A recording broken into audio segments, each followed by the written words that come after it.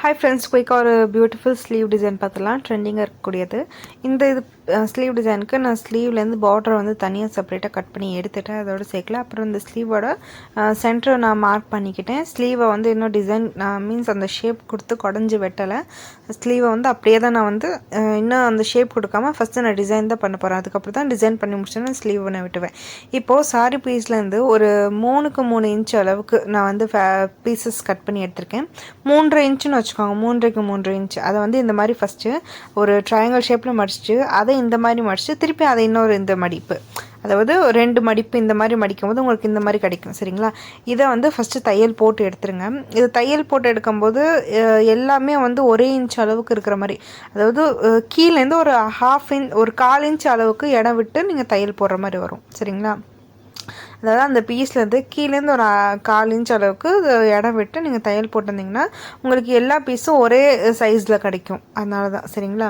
இப்போ வந்து நான் இப்போ இந்த ஸ்லீவ் வந்து ஒரு 9-10 இன்ச் இருக்குன்னா அதுக்கு எனக்கு எந்த அளவுக்கு தேவையோ அந்த அளவுக்கு நான் வந்து அந்த பீசஸ் வந்து எடுத்துக்கிறேன் டிசைன் பண்ணுறதுக்கு. சரிங்களா? இதுக்கே நான் ஒரு 7-8 பீஸ் கிட்ட நான் எடுத்துட்டேன். இதை விட நீங்கள் சின்னதாக டிசைன் பண்ணணும்னு நினச்சிங்கன்னா கொஞ்சம் கம்மியாக எடுக்கலாம். இல்லை ஃபுல் ஸ்லீவ்க்கு நீங்கள் பண்ணுறீங்கன்னா கொஞ்சம் அதிகமாகவே எடுக்கிற மாதிரி இருக்கும். இதே மாதிரி மெத்தடில் நம்ம சேனலில் இன்னொரு ஸ்லீவ் டிசைன் இருக்குது. அதை நான் எண்ட் கார்டில் கொடுக்குறேன். கண்டிப்பாக பார்த்து நீங்கள் அதையும் ட்ரை பண்ணி பாருங்கள். சரிங்களா? இப்போ அந்த சென்டரில் மார்க் பண்ணியிருக்கேன் பார்த்தீங்களா, சாரி எக்ஸஸாக இருக்குது பீஸெல்லாம் வந்து நான் பிசுரை கட் பண்ணி எடுத்துக்கிறேன். ஒரு 1/4 இன்ச் அளவுக்கு தையல் போட்டோம்ல, அந்த தையல் கீழேருந்து சும்மா ஒரு நுனி அளவுக்கு விட்டு நான் இந்த மாதிரி எக்ஸஸாக இருக்கிற பீஸெல்லாம் கட் பண்ணி எடுத்துக்கிறேன். அப்போ தான் நம்ம தைக்கும் போது நம்மளுக்கு வந்து தடிமனாக இருக்காது அந்த இடம். அதனால் கொஞ்சம் சின்னதாக இருக்கிற மாதிரி பார்த்து எடுத்துக்கோங்க. இப்போது சென்டரில் மார்க் பண்ணல மேலேருந்து ஒரு 1/4 இன்ச் அளவுக்கு இடம் விட்டுட்டு நான் என் பீஸை வந்து இந்த மாதிரி வச்சுட்டு வரேன். ஒரு இது வந்து ஒரு எப்படி சொல்லிட்டோம், ஒரு கார்னர் வந்து லெஃப்ட் சைடு பார்த்த மாதிரி, இன்னொரு கார்னர் வந்து ரைட் சைடு பார்த்த மாதிரி, இப்படி ஆப்போசிட்டாக நான் வச்சுட்டு வரேன். முன்ன பின்ன இந்த மாதிரி ஒன்று வந்து இந்த பக்கம் பார்த்த மாதிரி, இன்னொன்று வந்து அந்த பக்கம் பார்த்த மாதிரி. அதே மாதிரி ஓப்பன் சைடு வந்து கீழே இருக்கணும், ஃபோல்டட் சைடு வந்து மேலே இருக்கணும். சரிங்களா? அந்த மாதிரி பார்த்து கவனமாக பண்ணுங்கள். இந்த மாதிரி நான் ஃபுல்லாக பீசஸ் வந்து வச்சுட்டு வரேன். இதுக்கே எனக்கு ஜாஸ்தியாக தான் வந்துச்சு. ஸோ இந்த மாதிரி இருக்கும் அவுட்கம். சரிங்களா? இதில் வந்து அந்த கார்னர் பகுதி இருக்குது பார்த்திங்களா, அது மேல் சைடு இருக்கும். சரிங்களா? ஏன்னா அதை தான் நம்ம வந்து பின்னாடி விரித்து விட போகிறோம். அப்படி உங்களுக்கு பார்டர்லேயும் வேணும்னு நினச்சிங்கன்னா நீங்கள் பார்டரோடு சேர்த்து வைக்கலாம். இப்போ அந்த ஸ்லீவ் வந்து மடக்கிக்கோங்க. மடக்கின பிறகு அந்த இடத்துல வந்து ஒரு 1/4 இன்ச் அளவுக்கு நீங்கள் மடக்கிட்டு தையல் போடுங்க. தையல் போடும்போது அந்த 1/4 இன்ச்சில் தையல் போடுறீங்களா, அந்த இடத்துல வந்து இன்னும் இருக்கிற பிசுரெல்லாம் வந்து உள்ளே போயிடும். உங்களுக்கு வெளியில் எந்த விதமான பிசுறு இருக்காது. இந்த ஸ்லீவை வந்து நீங்கள் லைனிங் இல்லாமல் தைக்கிறீங்க, அப்போவே உங்களுக்கு இந்த அளவுக்கு நீட்டாக ஃபினிஷிங்காக இருக்கும்போது நினச்சி பாருங்கள் எப்படி இருக்குன்னு. இப்போது நீங்கள் அந்த பீசஸ் ஆப்போசிட்டு வச்சிங்க பார்த்தீங்களா, அதை வந்து இந்த மாதிரி விரித்து விட்டுக்கோங்க. சரிங்களா? விரித்து விட்டுட்டு அதோட நுனியில் வந்து நீங்கள் மணி கோர்த்தாலும் சரி, இல்லை அதை அப்படியே வந்து ஊசி நூலால் கோர்த்தாலும் சரி, இந்த மாதிரி ஒரு டிசைனில் வந்து உங்களுக்கு கிடைக்கும். அதாவது ஒரு இலையை வந்து நீங்கள் வச்ச மாதிரியான ஒரு டிசைனில் கிடைக்கும்.